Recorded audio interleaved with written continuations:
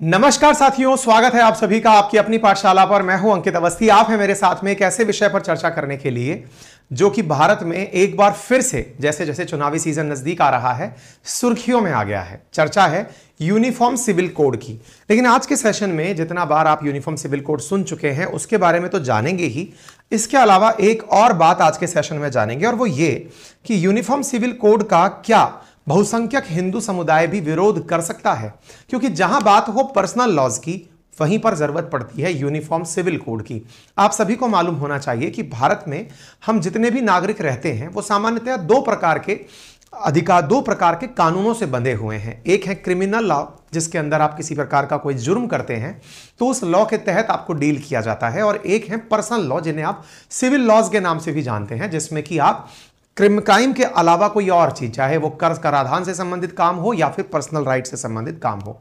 और जब बात हो पर्सनल लॉज की तो वो कैटेगरी सिविल लॉज में जाकर के डलती है। तभी हम यूनिफॉर्म सिविल कोड की बात करते हैं, यानी देश के रहने वाले सभी नागरिकों के लिए जो उनके पर्सनल कानून हैं वो अलग अलग ना हो, वो एक जैसे हों। हाल ही में प्रधानमंत्री नरेंद्र मोदी द्वारा मध्य प्रदेश में दिए गए अपने एक भाषण में जिस बात का जिक्र किया गया, कहा गया कि एक परिवार के अंदर अगर कई लोग रहते हैं तो उन लोगों के लिए अलग अलग कानून नहीं होना चाहिए, इससे देश या परिवार अच्छे से नहीं चल सकता। तो फिर हमारे देश में रहने वाले हर नागरिक के लिए अलग कानून क्यों हो। इस बात को छेड़कर बीजेपी ने अपने 2019 के मैनिफेस्टो पर एक बार सब लोगों की नजरें फिर से टिकारी हैं। 2019 में जब बीजेपी सत्ता में आने के लिए अपना चुनावी घोषणा पत्र जारी की थी, उस समय उन्होंने कहा था कि अगर वे सत्ता में आते हैं तो यूनिफॉर्म सिविल कोड लाने का पूर्ण प्रयास करेंगे। इसी के तहत प्रधानमंत्री ने यह बात छेड़कर वापस से लोगों के बीच जिक्र पैदा कर दिया है कि क्या वर्तमान की सत्तारूढ़ एनडीए या फिर बीजेपी बहुमत दल क्या आने वाले समय में यूसीसी को लेकर आएगा, यानी सभी धर्मों के लिए, चाहे हिंदू, मुस्लिम, सिख, ईसाई, इन सभी के लिए एक जैसा कानून, उनके पर्सनल जो अधिकार हैं उनको डील करने के लिए लाया जाएगा। आज के सेशन में हम इस कानून से जुड़ा हुआ इतिहास भी जानेंगे, भविष्य भी समझेंगे, चैलेंजेस क्या आ सकते हैं वो भी जानेंगे। और सबसे बड़ी बात यह है कि जहां अलग धर्मों की बात हो, अक्सर जिस चीज के बारे में जिक्र होता है मुस्लिमों के द्वारा तलाक तलाक तलाक बोलकर तलाक दिया जाना और एक से अधिक पत्नियों का रखा जाना और तलाक दोबारा कैंसिल करके अगर किसी पत्नी को पति के साथ वापस रहना हो तो बिद्दत की जो रस्म है, उन सब के जिक्र आज के हलाला और बिद्दत, ये दो शब्द ऐसे हैं जिनके बारे में आज के सेशन में जिक्र हो सकता है। तो आइए विस्तार पूर्वक चर्चा करते हैं और चर्चा के अंदर हेडिंग से शुरू करते हैं, क्योंकि आप जैसा यहां देख रहे हैं प्रधानमंत्री के द्वारा जैसा हाल ही में कहा गया है कि यूनिफॉर्म सिविल कोड को वो बैक करते हैं, यानी कि वो इसका समर्थन करते हैं। और इसी वजह से पर्सनल लॉज को लेकर के फिलहाल पर्सनल लॉ हमारे यहां पर देश के अंदर जो लॉ कमीशन है वो लोगों से राय लेना शुरू कर चुका है। लगभग 8 लाख से अधिक लोगों की राय ली जा चुकी है। UCC is Modi's nuclear button, split Indian politics between Hindu lovers, Muslim appeasers. इस प्रकार से न्यूज वाले अपनी अपनी हेडिंग लिख रहे हैं। इस प्रकार की चर्चा आने पर बड़ा प्रश्न बनता है कि क्या यूनिफॉर्म सिविल कोड आने वाला है, और मोदी गवर्नमेंट अगर यूसीसी मानसून सेशन में लेकर आती है तो इसका प्रभाव उन्हें चुनावों में कितना देखने को मिलेगा। क्योंकि जहां तक बात हो यूसीसी के समर्थन की, तो एक प्रकार से देखा जाता है कि वे सभी लोग इसका समर्थन करेंगे जो कि बहुलता में है या बहुसंख्यक हैं। बहुसंख्यक देश के अंदर हिंदू समुदाय है। ऐसी स्थिति में संभवतया वो यूसीसी का समर्थन करते दिखेंगे। वहीं दूसरी ओर अगर अल्पसंख्यकों की बात हो, विशेष रूप से मुस्लिमों की बात हो, जो कि सेकंड हाईएस्ट देश के अंदर पॉपुलेशन रखते हैं, उनका अगर अल्पसंख्यक राइट, जिसमें कि उन्हें पर्सनल लॉ के द्वारा, मुस्लिम पर्सनल लॉ के द्वारा ड्राइव किया जाता है, अगर उनके लॉज हटा दिए जाएं तो ऐसी स्थिति में उनके साथ जाकर कौन सी पार्टी खड़ी होगी, इससे देश के अंदर एक डिवाइड पैदा हो सकता है। यह डिवाइड संभवतया पहले सिटीजनशिप अमेंडमेंट एक्ट के समय देखे गए प्रोटेस्ट से भी बड़ा हो सकता है। इसकी कई राजनीतिक जानकार वो अनुमान लगा रहे हैं कि संभवतया ऐसा कुछ बड़ा काम हो सकता है। प्रधानमंत्री मोदी के द्वारा दिया गया जो भाषण है वो आप एक बार सुन सकते हैं। के नाम पर ऐसे लोगों को भड़काने का काम हो रहा है, आप मुझे बताइए।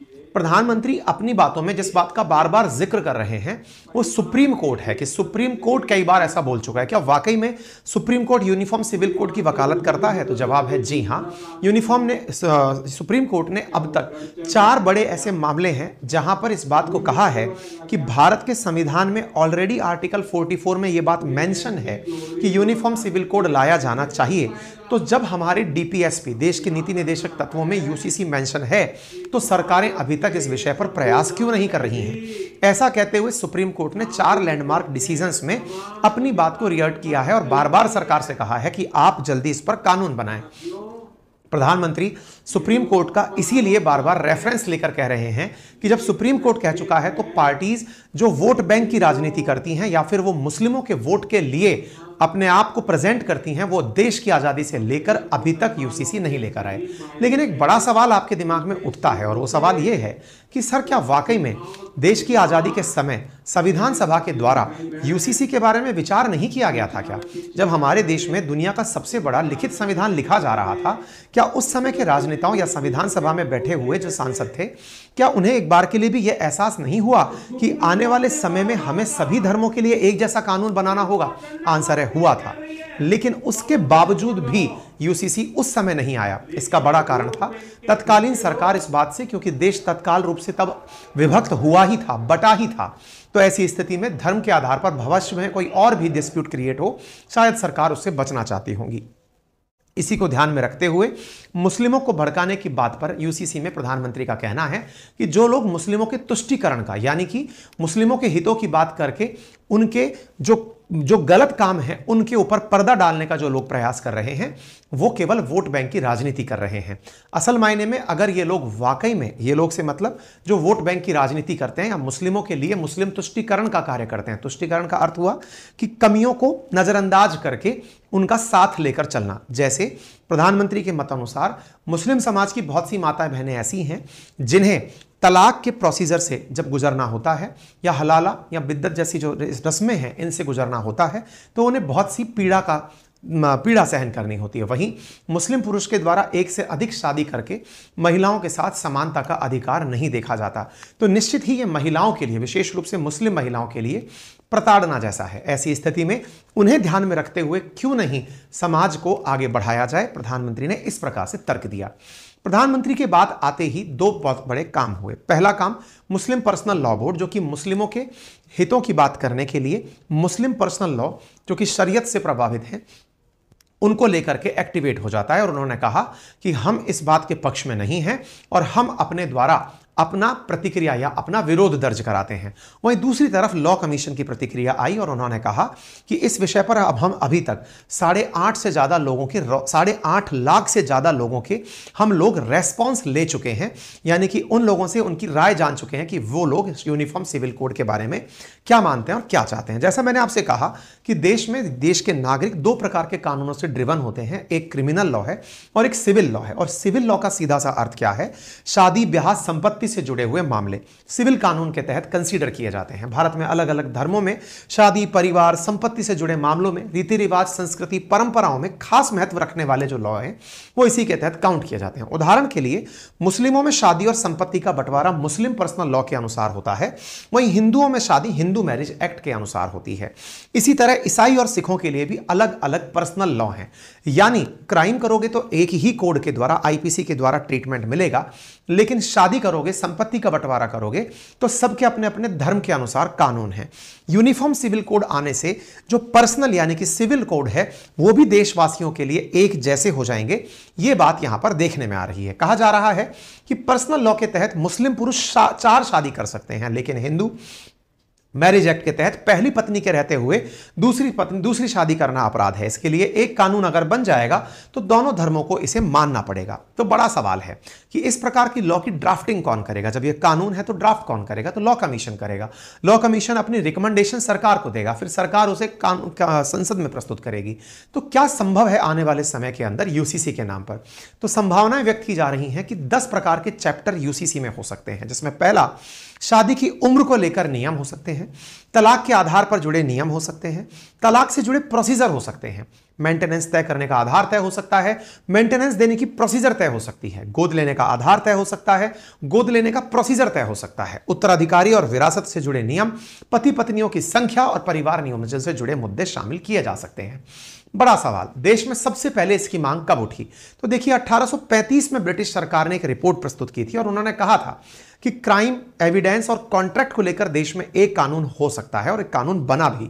इसी के बाद आईपीसी भी आई, लेकिन हिंदू और मुस्लिमों के लिए पर्सनल लॉज को अंग्रेजों द्वारा अलग रखा गया। 1941 में बीएन राव की अध्यक्षता में एक कमेटी बैठी जिसमें हिंदुओं के लिए एक कॉमन सिविल कोड को बनाने की बात कही गई। आजादी के बाद 1948 में पहली बार संविधान सभा के सामने हिंदू कोड बिल पेश किया गया। यह तथ्यात्मक जानकारी है, आपको यह जानकारी होनी चाहिए कि हिंदुओं के लिए हिंदू कोड बिल रखा गया था।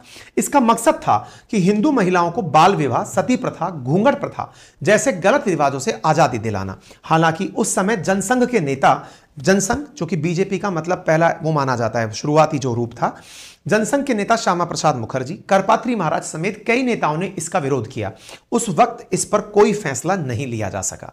10 अगस्त 1951 को जब डॉक्टर भीमराव अंबेडकर जी के द्वारा नेहरू पर पत्र लिखकर दबाव बनाया गया तो उसमें नेहरू जी इस बात को लेकर तैयार हुए। हालांकि राजेंद्र प्रसाद जी, जो कि उस समय पार्टी के राजेंद्र प्रसाद जी काफी एक्टिव भी रहे पार्टी के अंदर, और उनके साथ साथ काफी सारे जो सांसद हैं वो इसके विरोध में उतर आए। आखिरकार नेहरू जी को झुकना पड़ा और 1955 और 56 में नेहरू जी ने इस कानून को 4 छोटे छोटे हिस्सों में बांटकर संसद में पास कराया, जिनमें पहला था Hindu marriage act 1955, Hindu succession यानी उत्तराधिकारी से जुड़ा हुआ नियम 1956, Hindu adoption and maintenance act 1956 और Hindu minority and guardianship act 1956।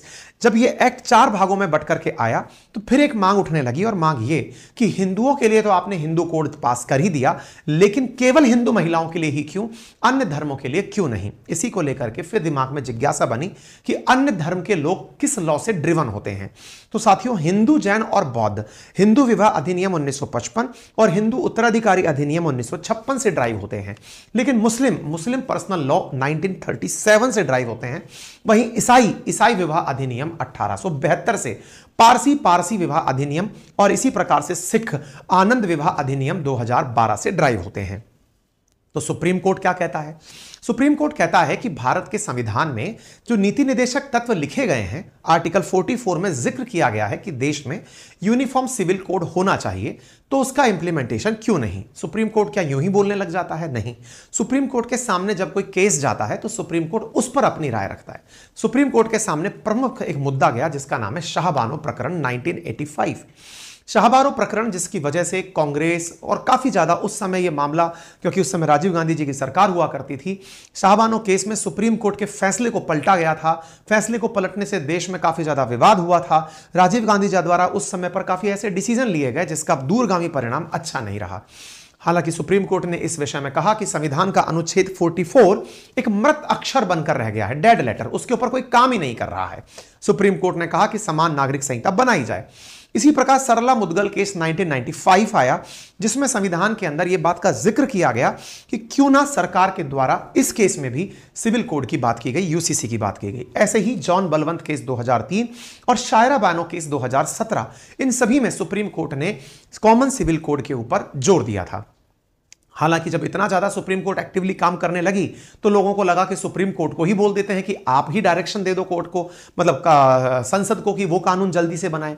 ऐसी स्थिति में लोगों ने पिटीशन सुप्रीम कोर्ट में ही डाल दी कि सर जी आप ही कह दीजिए। तो सुप्रीम कोर्ट ने कहा कि कानून बनाने का जो अधिकार है वो संसद के पास है, इसलिए इस पिटीशन की सुनवाई का कोई अधिकार नहीं है। यह हाल ही का जुड़ा मामला है।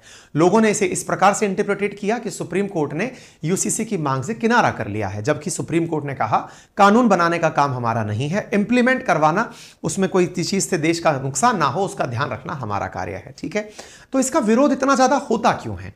तो सबसे पहली बात, मुस्लिमों को अपने पर्सनल लॉज पसंद है, ठीक बात है, लेकिन उन्हें इस बात के लिए भी बैकिंग कौन देता है कि हां आपको अपने पर्सनल लॉ प्रोटेक्ट करने चाहिए? तो इसका आंसर है अनुच्छेद 25, जो कि भारत के संविधान में दिया गया मूल अधिकार है। अनुच्छेद 25 देश में धार्मिक स्वतंत्रता का अधिकार देता है। इसके अंतर्गत जो भी धर्म के लोग देश में निवास करते हैं वो अपने धर्म को मानने के लिए, कि वो उसे कैसे मानते हैं, क्या फॉलो करते हैं, उसके लिए फ्री हैं। अगर ऐसी स्थिति में भविष्य में धर्म के आधार पर जो कानून चल रहे हैं उन्हें पलटने का प्रयास होता है तो इसे एक मूल अधिकार में उल्लंघन ट्रीट किया जा सकता है। वहीं दूसरी ओर बात की जाए मुस्लिमों के जानकारों की तो उनका मानना है कि जो शरीयत कानून है, शरीयत कानून जिससे कि मुस्लिम पर्सनल लॉ चलता है, वो सन 1400 साल पहले का है, यानी कि आज से 1400 साल पहले का है। ये कानून उस समय के कुरान और पैगंबर मोहम्मद साहब की शिक्षाओं पर आधारित है। लिहाजा इसमें उनकी जो आस्था है, ये आस्था का विषय है और आस्था का विषय धार्मिक स्वतंत्रता में आता है। ऐसी स्थिति में मुस्लिमों की चिंता है कि 1947 के बाद से मिली हुई उनकी धार्मिक आजादी धीरे धीरे उनसे छीनी जा सकती है। लेकिन सरकार इतना ज्यादा जिद क्यों कर रही है? सरकार इसलिए जिद कर रही है क्योंकि उन्होंने चुनाव में वादा किया था कि वो एक कमिटेड है यूनिफॉर्म सिविल कोड के लिए। इसलिए बीजेपी ने अपने जो मैनिफेस्टो में बात कही थी उसी को वो दोहराती हुई आगे बढ़ रही है। क्या सरकार इस चीज के लिए तैयार है? क्योंकि आज से पहले अगर आपने ये वाला पॉइंट गौर किया हो जिसमें सरकार ने सिटीजनशिप अमेंडमेंट बिल की बात भी की थी, तो सिटीजनशिप अमेंडमेंट बिल की जो बात थी उस पर देश में बड़ा विरोध हुआ था। तो ऐसी स्थिति में क्या यूसीसी आने पर भी देश में विरोध होगा? सरकार इसकी टेस्टिंग कर चुकी है। बीजेपी के ही एक सांसद हैं जिनका नाम है राज्यसभा के अंदर किरोड़ी लाल मीणा, उन्होंने प्राइवेट मेंबर बिल पेश करके यूसीसी की राज्यसभा के अंदर मांग की थी। उस समय उन्होंने देखा कि मार्केट में कहीं भी किसी प्रकार का कोई विरोध नहीं हुआ, संभवतः यह भी एक प्रयास हो सकता है। By the way, private member bill क्या होता है? दो प्रकार के संसद में बिल पेश किए जाते हैं, एक होता है गवर्नमेंट बिल और एक होता है प्राइवेट मेंबर बिल। अगर सरकार का कोई मंत्री बिल लेकर आए तो वो गवर्नमेंट बिल कहलाता है, और अगर कोई नॉन मिनिस्टर बिल लेकर आए, चाहे वो अपोजिशन ही क्यों ना हो, तो वो प्राइवेट मेंबर बिल कहलाता है। यूसीसी से फायदा किसे होगा? सरकार इतना ज्यादा दिमाग क्यों लगा रही है? तो कहा जा रहा है कि इसे मुस्लिम और पारसी महिलाओं को फायदा होगा, विशेष रूप से तब जब उन्हें पैतृक संपत्ति में पुरुषों के मुकाबले जो कम अधिकार प्राप्त हैं वो बराबरी के होने लगेंगे। मुस्लिमों में महिलाएं तो एक ही शादी कर सकती हैं, पुरुष 4 शादी कर सकते हैं, तो समानता की बात होगी क्योंकि महिलाओं को पुरुषों के बराबर हक मिलेंगे, और महिलाएं जो तलाक से पीड़ित होती हैं उनसे उन्हें छुटकारा मिलेगा। इसका मतलब यह हुआ कि अगर यूसीसी आता है तो पर्सनल लॉ पर संकट आएगा, शरीयत को चुनौती मिलेगी क्योंकि कानून जो चला आ रहा है मुस्लिमों का पर्सनल, उसे चुनौती मिलेगी। इसी के साथ साथ एक से अधिक जो विवाह करने का अधिकार है वो अपराध बन जाएगा, लैंगिक समानता को बढ़ावा मिलेगा, महिलाओं को पैतृक संपत्ति के अंदर हिस्सा मिलेगा। लेकिन एक बड़ी चीज यहां पर निकल कर आती है कि अगर यूसीसी आता है तो लिव इन रिलेशनशिप पर भी असर पड़ सकता है। इसका अर्थ क्या है? वे महिला और पुरुष जो एक साथ रहते हैं बिना विवाह के, एक दूसरे की मर्जी से, संभवतः यूसीसी आने पर उनके ऊपर भी यह बाध्यता आए कि वो अपने परिवारजनों को बताकर ही एक दूसरे के साथ रह सकें। तो इस बारे में कानून के जानकारों का क्या मत है? कानून जानकारों में से एक सारा खान जो कि रिसर्च स्कॉलर हैं, इनका तथ्य न्यूज़पेपर में प्रकाशित हुआ जिसमें लिखा गया कि वयस्क नागरिकों को अगर पार्टनर चुनने का अधिकार है तो पार्टनर चुनने के अधिकार पर किसी भी प्रकार से कोई रेगुलेशन नहीं होना चाहिए। वहीं दूसरी ओर एक रिटायर्ड जज का कहना है कि महिलाओं को लिव इन रिलेशन में भी अगर women from domestic violence act 2005 के तहत सिक्योरिटी दी गई है तो उन्हें अपने माता पिता को बातें बतानी चाहिए। अर्थात लिव इन पर यूसीसी का क्या असर होगा, इसे लेकर भी कानून के जानकार बटे हुए हैं। लेकिन सबसे बड़ी बात जो जानकारों की है वो ये कि इस कोड के आने से सबसे ज्यादा प्रभावित मुस्लिम कम्युनिटी होगी, जिसकी वजह से, और मुस्लिम कम्युनिटी के साथ साथ हिंदू कम्युनिटी भी इससे प्रभावित होगी। यह बात आपको अतिरिक्त रूप से पता हो तो अच्छी बात है। सवाल बड़ा बना कि सर मुस्लिमों का तो मतलब परेशान होना हमें इसलिए समझ में आया क्योंकि शरीयत कानून से हट के बात होगी, हिंदू क्यों परेशान हो सकते हैं? तो इसके पीछे का कारण है हिंदू अनडिवाइडेड फैमिली। ये क्या होती है? देश में जब देश शुरुआती रूप में एक साथ था, जब न्यूक्लियर फैमिली का कंसेप्ट नहीं हुआ करता था, तो देश के परिवार एक संयुक्त परिवार में रहा करते थे और संयुक्त परिवार का अपना एक बिजनेस होता था। आपने आज भी देखा होगा बहुत से परिवार ऐसे हैं जिनकी अपनी एक दुकान है, बहुत बड़ी दुकान है, बहुत बड़ा शोरूम है, लेकिन सब परिवार के लोग उसी के माध्यम से अपने घर का गुजारा करते हैं। ऐसे परिवार की इनकम को हिंदू अनडिवाइडेड फैमिली में काउंट किया जाता है, जिसमें उस परिवार के मुखिया के अलावा जितने भी अन्य लोग हैं उनकी आय को भी उसमें शामिल किया जाता है, जिसकी वजह से उनके ऊपर टैक्सेशन में राहत मिलती है। अगर यूसीसी आता है तो एचयूएफ खत्म होने का खतरा मंडराता है। सुप्रीम कोर्ट के वकील और संविधान के जानकार विराग गुप्ता का कमेंट काफी ज्यादा प्रकाशित हुआ है, जिसमें उनका कहना है कि संभवतया आने वाले समय में एचयूएफ को चुनौती मिल सकती है यूसीसी के आने से। वहीं दूसरी ओर स्पेशल मैरिज एक्ट 1954 को भी चुनौती मिल सकती है। क्यों? जब हिंदू महिला किसी अन्य धर्म के पुरुष के साथ शादी करे तो उसके लिए कानून है, लेकिन जब सबके लिए पर्सनल लॉ हो जाएंगे, पर्सनल लॉ खत्म होकर यूसीसी हो जाएंगे, तो फिर स्पेशल मैरिज एक्ट क्या करेगा? इसलिए दूसरी चुनौती इसे मिल सकती है। तीसरी चीज जो यहां पर आती है और वो क्या है कि आने वाले समय में जनजातियों को बड़ा नुकसान हो सकता है। ऐसा क्यों? क्योंकि केवल मुस्लिमों में ही एक से ज्यादा शादी का रिवाज नहीं है। देश के बहुत सारे आदिवासी ऐसे हैं जहां पर एक से अधिक शादियों का प्रचलन है। आपको याद होना चाहिए कि देश में आदिवासियों को शेड्यूल्ड ट्राइब में कंसीडर किया जाता है और देश में लगभग 705 आदिवासी समुदाय हैं, जो कि देश की लगभग 2011 की जनगणना के अनुसार 10.43 करोड़ पॉपुलेशन होल्ड करते हैं, जो कि देश की कुल आबादी का लगभग 8% है। और ऐसी स्थिति में अगर देश की आबादी का इतना बड़ा हिस्सा इससे प्रभावित होता है तो सवाल यह है, क्या हर आदिवासी एक से ज्यादा शादी करता है? जी नहीं।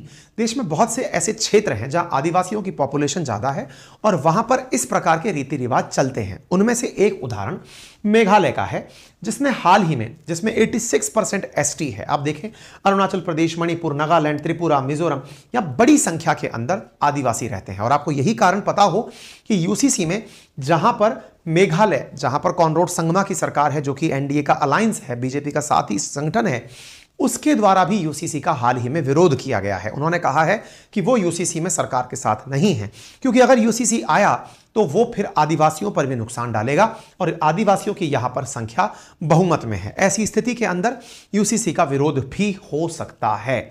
सबसे इंपॉर्टेंट बात, और कौन लोग विरोध कर सकते हैं? तो ऐसी स्थिति में संभव है कि जब पर्सनल लॉज एक जैसे बनेंगे तो बहुत सारी चीजों की डिक्टेशन हो सकती है, जिसमें कि दक्षिण भारत के हिंदू परिवारों में भी दिक्कतें आ सकती हैं। और वो कैसे?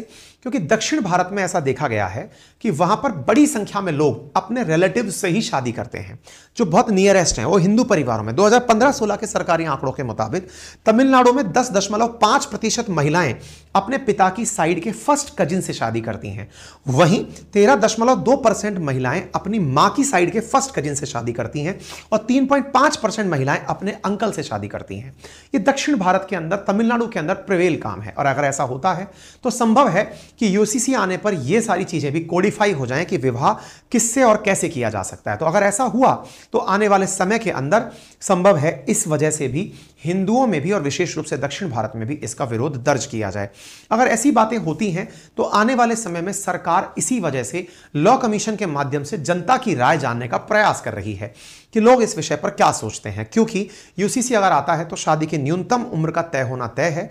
शादी के बाद महिलाओं के अधिकार क्या होंगे, तलाक के कानून क्या होंगे, महिलाओं के भरण पोषण के लिए क्या अधिकार होंगे और फिर बच्चा गोद लेने को लेकर क्या रीति रिवाज होंगे, संभवतया इन सभी पर फैसले संभव हैं। क्या कोई राज्य ऐसा है जो इस पर काम कर रहा है? गुजरात काम कर रहा है, उत्तराखंड काम कर रहा है, गोवा तो आजादी के साथ से ही यूसीसी को मानता चला आ रहा है। फिर एक दिमाग बड़ा बनता है कि सर एक बात बताइए, केंद्र सरकार कह रही है हम यूसीसी लाएंगे, हम यूसीसी लाएंगे, तो विभिन्न राज्य जो लेकर आ रहे हैं ये कैसे पॉसिबल है? राज्य क्या अपनी ढपनी अपना राग गा रहे हैं क्या? ऐसा नहीं है। देश के अंदर पर्सनल लॉज कंकरेंट यानी समवर्ती सूची का हिस्सा हैं और समवर्ती सूची के विषयों पर राज्य भी कानून बना सकते हैं और केंद्र भी कानून बना सकता है। हां, लेकिन अगर केंद्र का कानून बन जाए तो फिर कानून जो है वो पूरे देश में केंद्र का ही लागू होता है। इसीलिए देश में विभिन्न राज्य मिलकर के अपने अपने लेवल पर यूसीसी के लिए कानून बना रहे हैं।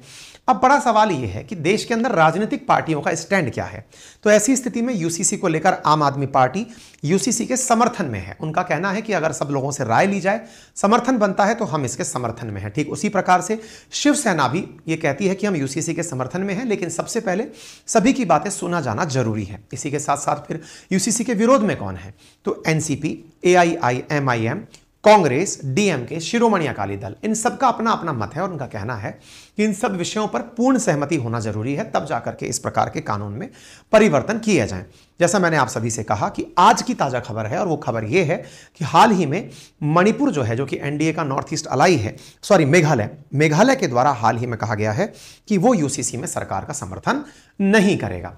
इसी प्रकार से कश्मीर के अंदर फारूक अब्दुल्ला जी के द्वारा भी इस विषय के ऊपर अपना विरोध दर्ज कराया गया है। हालांकि कल यानी कि 3 जुलाई को पार्लियामेंट का एक पैनल यूसीसी पर विचार करने के लिए बैठने वाला है, यानी कि सरकार संभवतया मानसून सत्र के अंदर इस विषय पर कोई ना कोई जिक्र जरूर लोगों के सामने रख सकती है। देखने वाला होगा कि आगे होता है क्या। चलिए फिलहाल के लिए इतना ही।